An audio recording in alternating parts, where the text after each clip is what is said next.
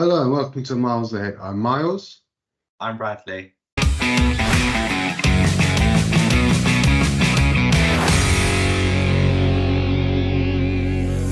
And in this episode, we are going to try something new and do our own ranking of the 25 James Bond films. This is the mainline Eon James Bond film, so none of the, parodies, unofficial, like Never Say Never Again with Sean Connery and Casino Royale, the parody version.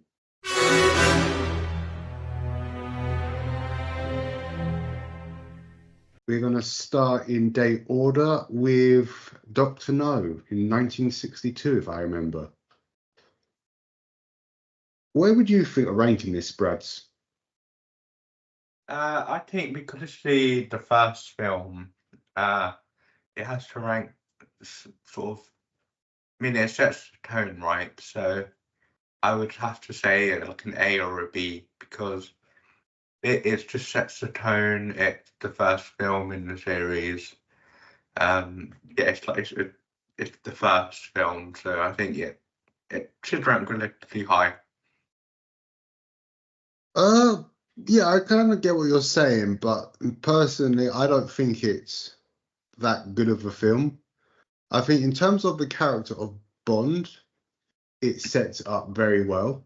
Mm. You know, he's not quite the gadget guy with the laser watches quite yet. Yeah. He's very methodical, strategic. And I think that side isn't really as well done in the movies afterwards. I mean, there are certain movies where it does go back to that, but it's more he relies on, I guess, the fancy cars or the gadgets. So I think in terms of the character, I think it's good. But in terms of, I guess, the plot itself, it doesn't really do much. It's very, I guess, stagnant. Nothing really happens until more or less the very end of Doctor No. Who's not very much in the movie until that scene. There might be a couple of voice clips like there usually was, but that's it. Like the pacing is a bit off the same. Yeah. So I guess in terms of placement, I would say because it's the first film and it sets the tone, etc. I would put it at B. I put it C personally. So I mean, my reason's more or less because, pretty much as you said, it's the tone and it's not the worst and it's not the best because what it does right gets improved in later films. So I'd say C's are fair. I see. Yeah, well, okay. Guess we can do that if we place more in C. The next one is From Russia in Love, which I believe came out the year after in 63. Again, I think this one, obviously this one's quite important because it sets up Spectre, the organization by Blofeld, who, you know, becomes more of a threat in, well, I guess more or less in Sean Connery's movies and a bit later in Daniel Craig's. But I think, again, it's like the story's slightly better. It's a bit more the Bond we're quite used to in terms of his character. I believe it's the first with Q. That might be the next one. Where he gets a couple of gadgets. I think the shoes with the knives come out. But yeah, I guess I still think the story is not much of an improvement compared to Doctor No. Yeah, I mean, I would tend to agree. It sort of takes the idea and sort of develops it a bit more. In terms of where I'd rank it, because I think it's so on par with like Doctor No, I would tend to put it either before Doctor No or after Doctor No. Yeah, I think I'll place it C again, just in front of Dr. No, because I think we both agree it's a slight improvement, but it's not. Right, the next is Goldfinger, 1964. Yeah, I think this one's definitely an improvement. This is sort of like, if you think of a quintessential Bond film, Yeah. This is the one that most people will probably think of. And I think this, personally, to me, is probably Sean Connery's best. I don't think the others quite lived up to it. Yeah, I mean, I think the story's quite strong on it. Yeah, the story's quite good. Yeah. It's like, it's laser table scenes being parodied from stuff like The Simpsons. And yeah, I definitely think it's an improvement. It's obviously, and it's also the first film to introduce the Aston Martin DB5, which is now quite a staple of Bond's character. Yeah. So yeah, I think in terms B. You really think so? I'd say.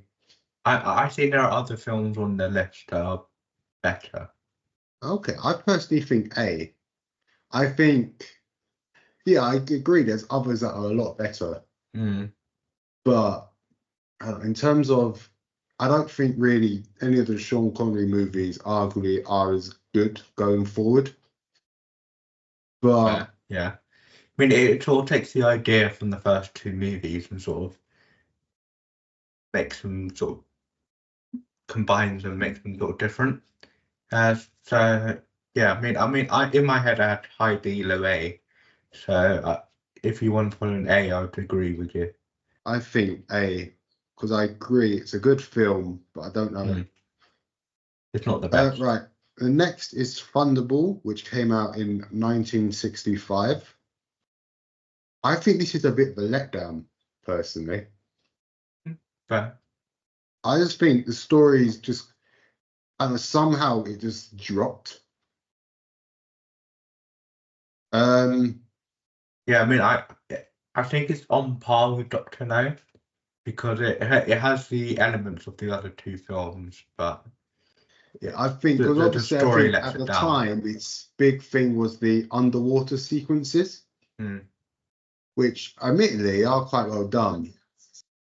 But yeah. And I guess because every Bond film pretty much since then also tried and had an underwater sequence of some sort. So I felt, apart from that, its story's kind of boring. I'll put it ahead of Dr. No because it does more sort of edgy stuff with what it's trying to do with like technology and how it sort of films things. But the story is just not great. Yeah, I think I'll probably do that because I think the underwater sequences give it a bit more of an edge. But other than that, I'd argue it's probably a bit worse than Dr. No. Yeah. And the next one we got is You Only Live Twice, which took another couple of years to release in 1967. Yeah. Yeah, I think this one's definitely a slight improvement. I think I quite like it. I think this is obviously, if I remember, is written by children's author Roald Dahl as well, which is when he's trying to, I guess, move out of the children's book era. If you don't know who he is, he did Charlie and the Chocolate Factory and all those kids' books. But yeah, I think it's good, and obviously it's the first time you properly see Blofeld, who's before that was more or less a guy in a chair. Yeah. Again, I mean, I think this does things differently. I think it's quite good. The story, it's not the best story, but it's still quite good. I'll put it in B personally because it does do things that are a little different. It does improve some things.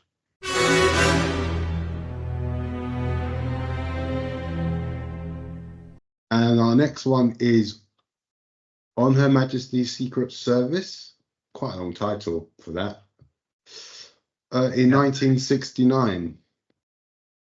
Yeah, this is the first Bond film to not have Sean Connery with George Lazenby taking over. I believe, if I'm correct, there was a contract dispute, or he wanted a pay rise or something like that. Yeah, he wanted more pay.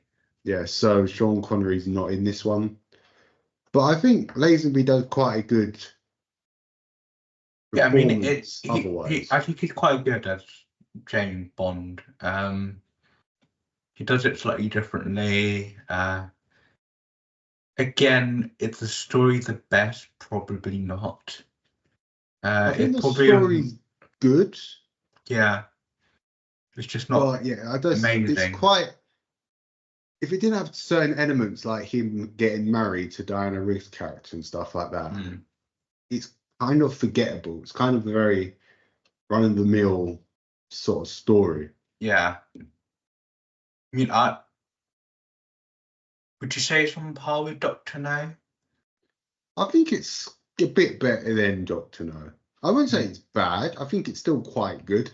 But yeah, I think, and I'd say it's probably in below B, my personal opinion. Yeah. I think ahead of Doctor No and potentially Thunderball as well. I just think the story is slightly better.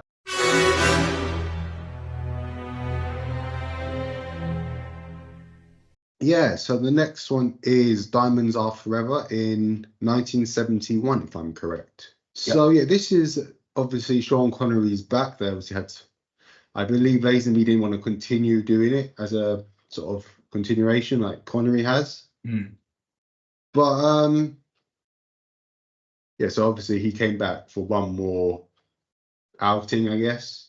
But it wouldn't be one more because he would come back later in Never Say Never Again, which I still think is a decent enough movie. I know we're not going to rank it, but I think it's still a decent movie.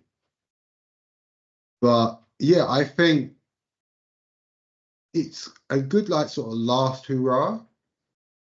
Yeah, I mean it's the story is good, but it's quite similar to the other films. Yeah, I think it tries to obviously it sort of picks up where the On Her Majesty's Secret or whatever it's called Secret Service is picks up or left off with his wife dying. He's hunting out Blofeld because he was part of that hit. And I think, yeah, we haven't really talked about Blofeld, but he's played by a different actor in each one, or at least in those three films. But I remember it's the first one's, is it Donald Pleasance? Believe so, yeah. Yeah, who obviously now went on later to be famous as Dr. Loomis in the Halloween series. Terry Savalas, who most people might know from The King and I, was in On Her Majesty's Secret Service. And in this one, it's Charles Gray, who also had a small role in You Only Live Twice as well. But that character got shot. Actually, no, I don't think he did. I think he got a knife through the back, if I remember correctly. So, yeah, I mean, it wouldn't be the first time someone came back to do another role, because I believe the professor in Doctor No came back to voice Blofeld in From Russia with Love. But yeah, I think he does good.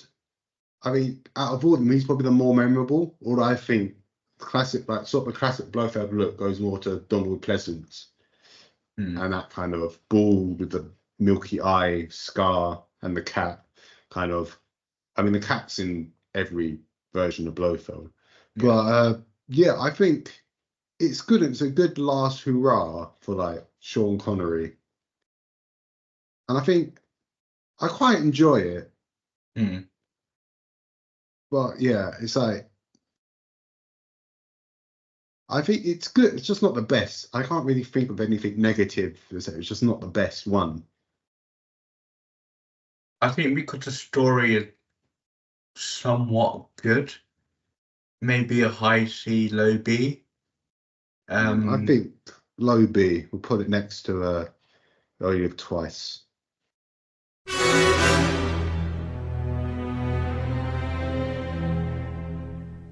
The next one is Live and Let It Die in 1973, which marks the first film in the series of Roger Moore, who would be the longest Bond in both, I believe, years and films. So we've got a bit to cover. Yeah. So this first one, I think it's okay. I think this is where they try to go a bit more, I guess, comedic with it, which I don't think really fits. I mean, I get there was comedic elements in all the other films, but it wasn't as bad. It feels very 70s.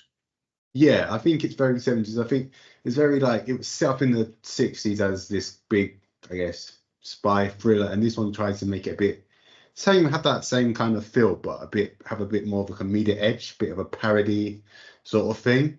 Yeah. I don't think it quite works, and that more or less goes in with it until maybe Thunderball. No, not Thunderball. That's already happened. Moonraker, which we'll go on to in a bit. Yeah, go on. Yeah, I mean, there's obviously a tonal shift because different actors, etc. I think it's not a bad movie. It's not the greatest movie. Again, I'm happy with a B because it tries something a little different. Okay, I personally think high C, but we'll go B. Low B, yeah. Low B. Because I think it's good, but I just think the villain's kind of forgettable. I think the only bit that's memorable is him blowing up at the end. Yeah, that's about it. Yeah. Right. The next one is The Man with the Golden Gun in 1974. 1974. Yeah. So I think this one's definitely a step up. Obviously, the villain's Christopher Lee, so you can't really argue that they didn't have a good enough actor for a villain. Yeah. And I think their chemistry, although there's not much of it, is very good. I think their scenes work well together, and obviously Christopher Lee knew the author Ian Fleming, who wrote all the Bond books. Yeah. And there's a rumor that Bond's basically based off his likeness. So it's good that he came into Bond at some point. But yeah, I think it's definitely a step up. Yeah.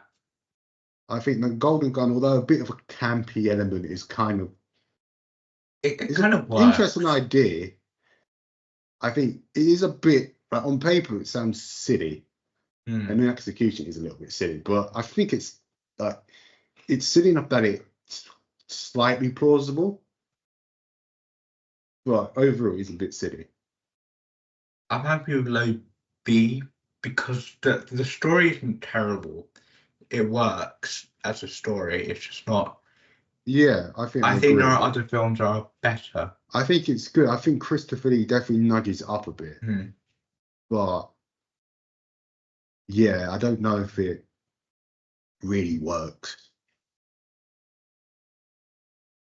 Yeah, so the next film is The Spy Who Loved Me in 1977, another gap.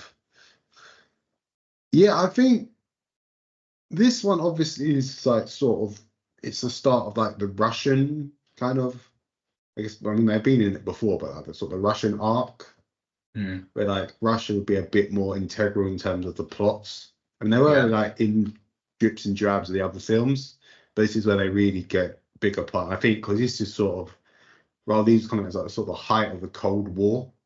Yeah. So it was definitely a sort of, I guess, going through that kind of time.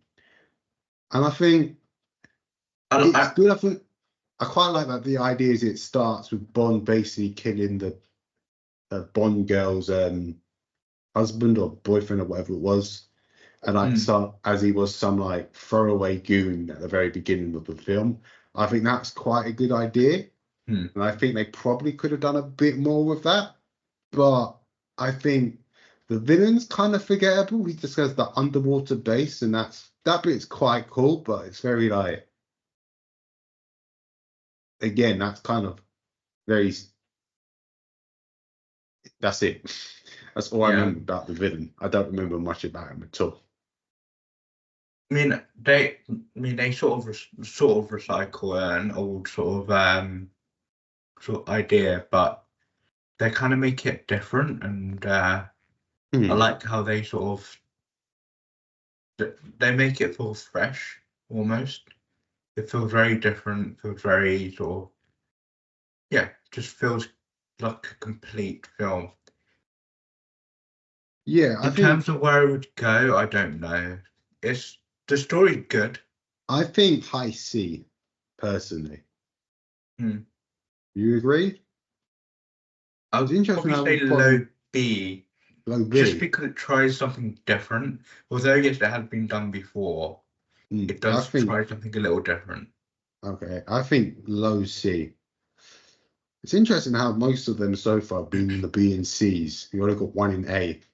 Yeah, I mean that the films aren't like terrible. I think they're good. Some of the stories aren't fleshed up quite in the same way, and right.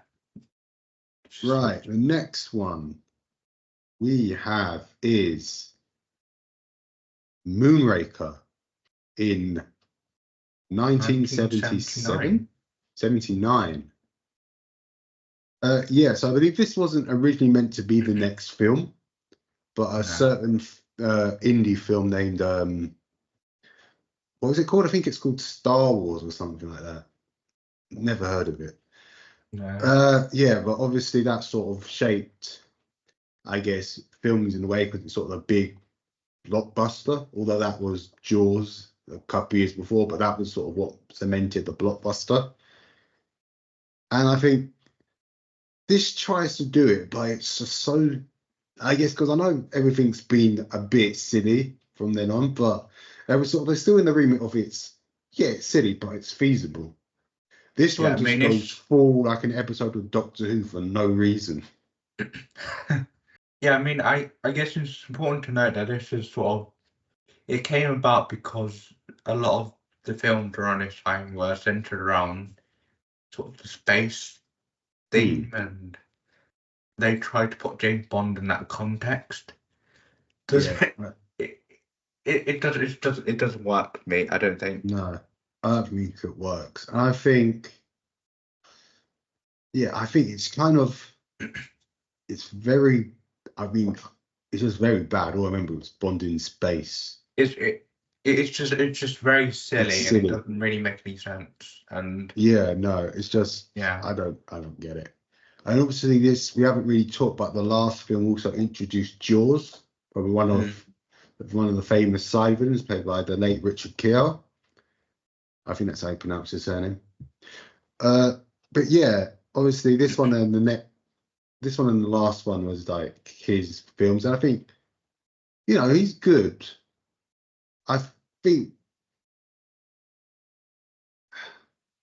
think he's a bit. I don't know what happened, but I think they decided to just, because they gave him this whole love story plot, which doesn't really go anywhere. No, it's a bit. I kind of get the idea. It's kind of sweet, but it's a bit like, why is this happening? It's very weird. So I think this is probably our first D, unless you disagree. Yeah, no, I was going to say I think it's a D because it's just a silly film. It doesn't work in the context, and it's just doesn't work. Just doesn't work.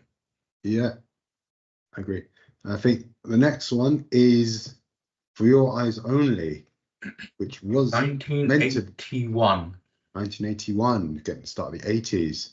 Yeah, this one was, as I said, meant to be the next one. That would have been after The Spy Who Loved Me instead of Moonraker. But yeah, I think it's good. I mean, the villain again is Julian Glover. Yeah, he's been in like Star Wars, Indiana Jones. He's done all the big things. Game of Thrones as well. He's good. He's good. And that whole that sort of ski village where he like recruits his henchmen and stuff was quite an interesting idea. And again, I think it goes back into like the Bond girl's kind of significant to the plot because like her family get killed by his men and she wants revenge, and Bond like helps to try and I guess even out or stop her from doing something silly. And yeah, I think it's good. It's definitely an improvement compared to Moonraker. Yeah. I'm not sure if it's quite the best of Moore's films though. No, I mean it's all revert back to sort of the past films where it's the story just isn't good and it's just not the best. Yeah. C. Yeah. Low C. Low C. Between Thunderball and Doctor No. Yeah. There you go. Our next one is Octopussy in 1983. Yep. Yeah, I think this is probably, aside from Thunderball, probably one of his weakest ones. It's pretty bad. Yeah. D. I don't think we need to dwell in this film. I don't think we need to dwell in it. I think the only memorable bit is him in a clown suit trying to warn people there's a bomb. And I think the Russians are also kind of big in this one as well. But apart from that, yeah, I think D, it's just, I don't even know what they were thinking. The next one is A View to a Kill in 1985, which is also Roger Moore's last one. And I think this is definitely his, I guess, definitely one of his better ones. I think the idea he's quite a bit of an older spy now is, I think obviously the villain is Christopher Walken. You know, it's before he was like a well-known actor and he's done all what he's done to this point. But yeah, I think he does quite well. Yeah. I think obviously has Grace Jones as well as like this, I guess the sidekick henchman, if you want to call it that. But yeah, I think it's good. It's definitely like sort of, it goes a bit more into the sort of thriller aspect again, which obviously kind of tried to do, but it was still, I mean, yeah, I mean it tried to do something different again, but yeah, I don't think it worked. Yeah, it's I don't know if C's too harsh because it is a good film. I'd say probably high B in my opinion. I think it is probably, sadly, Moore's best film. Yeah. But yeah.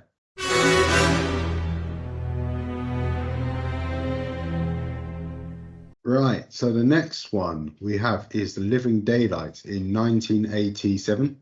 This is the first of two with Timothy Dalton,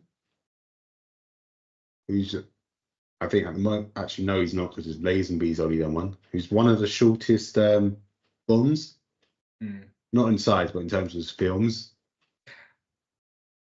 But yeah, I think Living Daylights, it's good. It sort of goes back more into that thriller sort of aspect. And I think I seem to remember like Dalton's performance, he wanted it a bit more towards the books, where he's a bit darker than he is compared to the films. And I think you do sort of get that within the next two films. Yeah.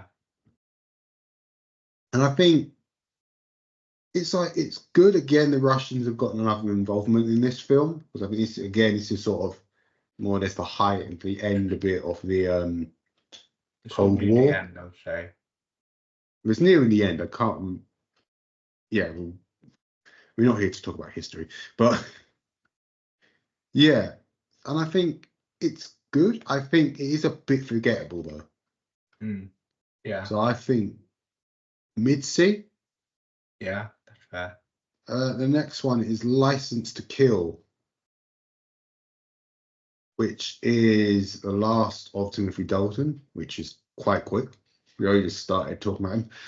But yeah, I think this one's definitely an improvement. This one's very much, I quite like with Bond on his own like devices. Because obviously this one goes a bit more into like Felix Leiter, who's an American CIA agent who's been a, guess, prominent side character throughout most of the films. Yeah. And I think this does a bit more with him because it's sort of it's more or less centered on like Bond getting revenge for an attack on him, and it's very much because he's quite personal. Obviously, MI6 want him out of the way, so they try and like disband him. But obviously, he does Bond, so he goes AWOL. Yeah. And it's very much him on his own devices until I think the very end, where he gets a bit of help.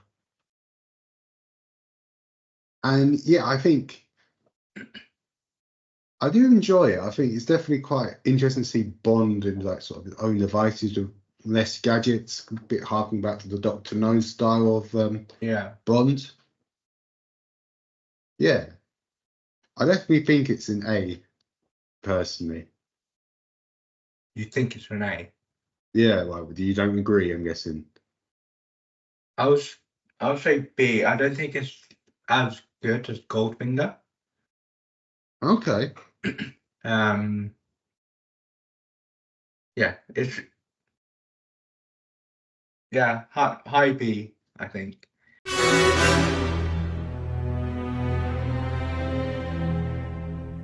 Right, our next one, which might be Goldfinger in your opinion, we'll see, is GoldenEye in 1995.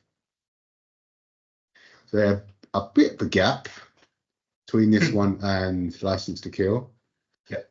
Yeah, this is obviously the first one to have Timothy Pierce Brosnan, who doesn't until 2002. And yeah, I think this one, personally, I think this is still his best one, although I must admit most of the Brosnan ones are quite good films. Yeah. I think this one definitely beats Goldfinger as possibly being our first S, in my opinion. I think obviously like the plot goes like it's very good with like the whole revenge plot of Sean Bean's character. I believe 006, if I remember correctly. And I think, it's definitely one of the more memorable Bond films. Yeah. And I think obviously it would like introduce Bobby Coltrane's character, who would be a bit more of the side character as the films go on. But yeah, I definitely think this is the first S, in my opinion. You agree as well? Yeah, I'd agree. Yeah. Or no discussion needed. I'm gonna put it. It sort of takes the elements of before and sort of heightens them a lot. Yeah. Our next one is Tomorrow Never Dies in 1997. Yeah, I think this one's a bit of a step down compared to GoldenEye. I think it's still good. Yeah. Obviously, this is Michelle Yeoh, who would obviously later become an Oscar winner for Everything Everywhere All at Once and all that. But yeah, I mean, I think she's been a fairly good like martial artist from those years. Well, I guess still is, but from those years, she was kind of the height of her career. But yeah, I think it's good, but I just think it's a bit of a step down compared to GoldenEye. Yeah. What do you think? Yeah, I mean it's a good film. It's I mean it's not great. What to call it though? Is it better than Goldfinger? I don't think it's as good as Goldfinger. No. I'm just trying to see where I'd place it. I'd say just low A. Next, A? I'm going to put it next to Goldfinger, unless you rather. No, I'm happy with that. I think just it is good. I just don't know where exactly to place it. And yeah, the next one is The World Is Not Enough in 1999. So yeah, I think this is sort of, it's still a good film. I'd probably rank it probably a tiny bit higher than Tomorrow Never.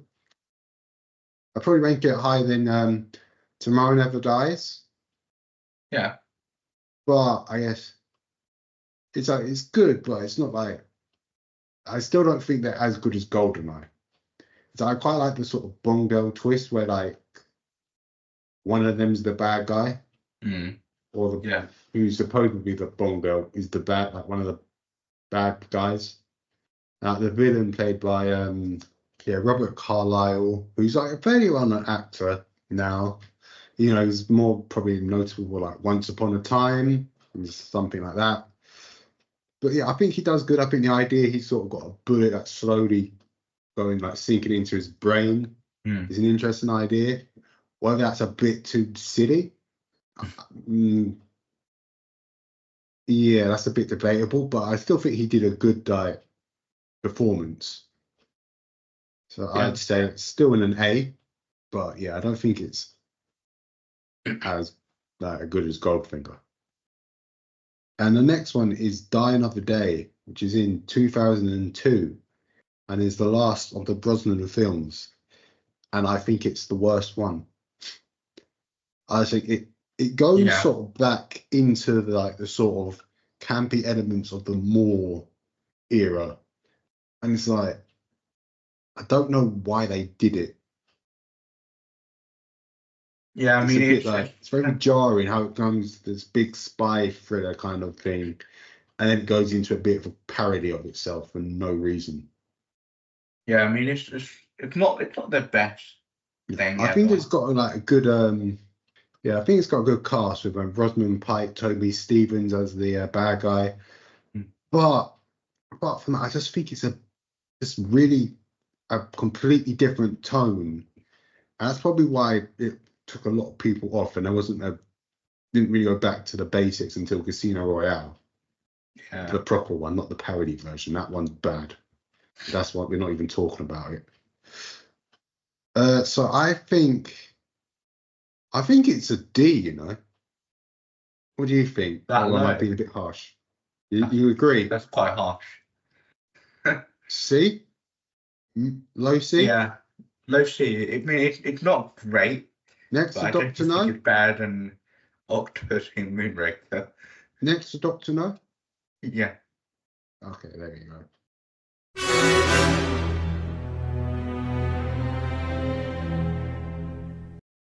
Our next one is Casino Royale in 2006. Right, so this is the first of Daniel Craig's films, obviously being at this to date the most recent Bond. It's also like a reset, basically. Yeah, it's a bit of a reset. So sort of these last Bonds were technically meant to be the same character, and yeah, the only ones that really changed around was M.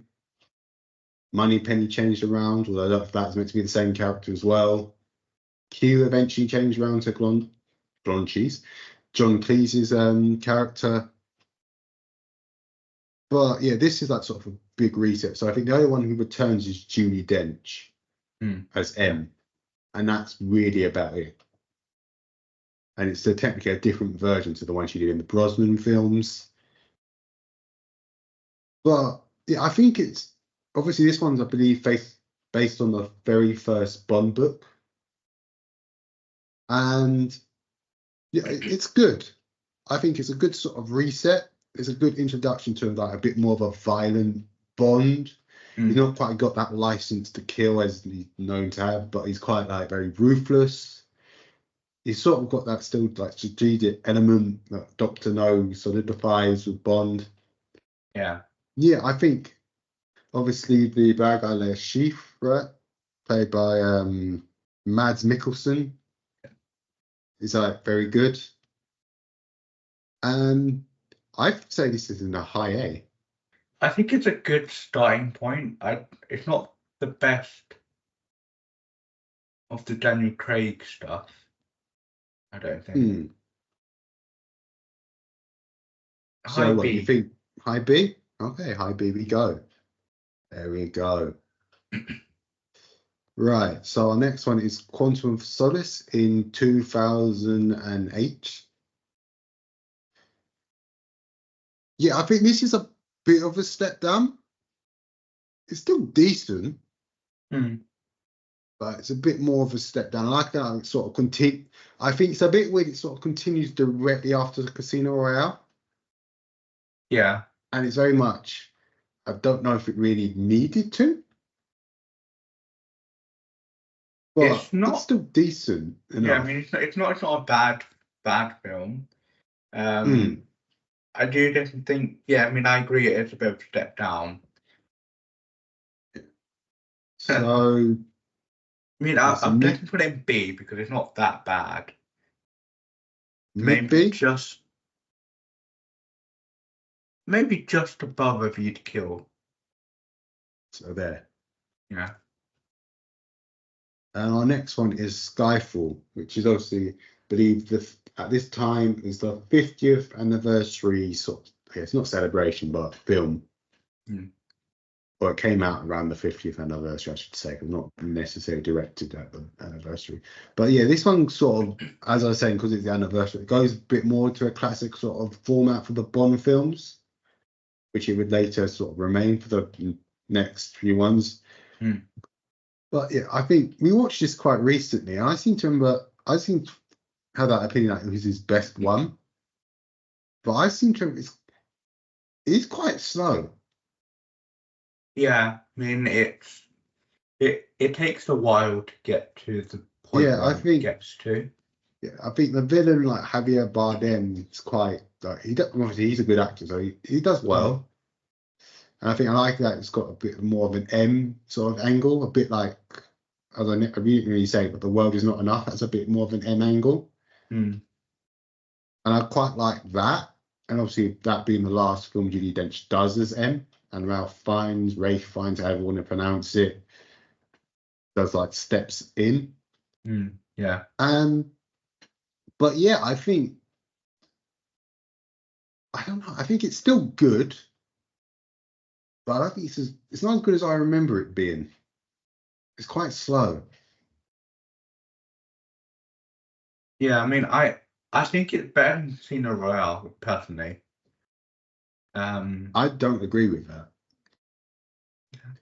I used to think that, but I seem to remember it's quite slow. So I think putting it in between License to Kill and Quantum of Solace is fair to it. Okay. Yeah, so the next one is Spectre in 2015. This one I think is probably the weakest of the Craig films. Yeah, I agree with that. Yeah. I think this is obviously, we haven't really talked about directors, mainly because there's so many of them.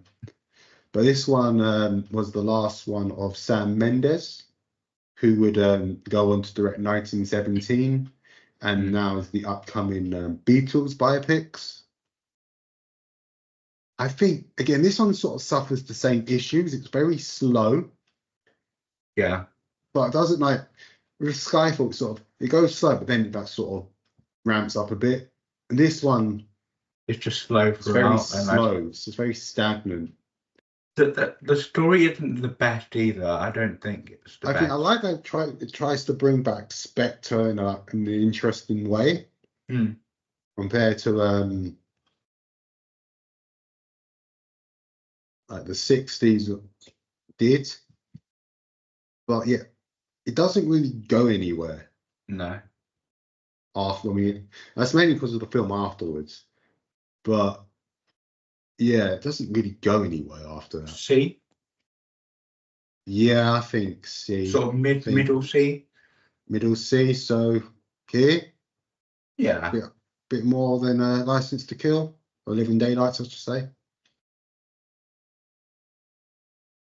No, I think right there, yeah. About here, yeah. Hmm. Right, and the next one, which is as to date the last James Bond film, is No Time to Die, which again I think is definitely a step up. Obviously, it's a different director in, if I remember correctly, Kerry Fukunaga, and this sort of is a bit of a part two to Spectre, so it sort of continues a bit where it leaves off. Hmm. And like, yeah, I think it's good. I don't think it's his best film though. I think it's definitely a step up compared to Spectre. But I wouldn't. I definitely think it's better than Spectre. Definitely better than Skyfall. I would say it's about on par with Casino Royale. You think so? Hmm. I think yeah. I quite like because obviously it's his last film, and spoiler alert, he dies.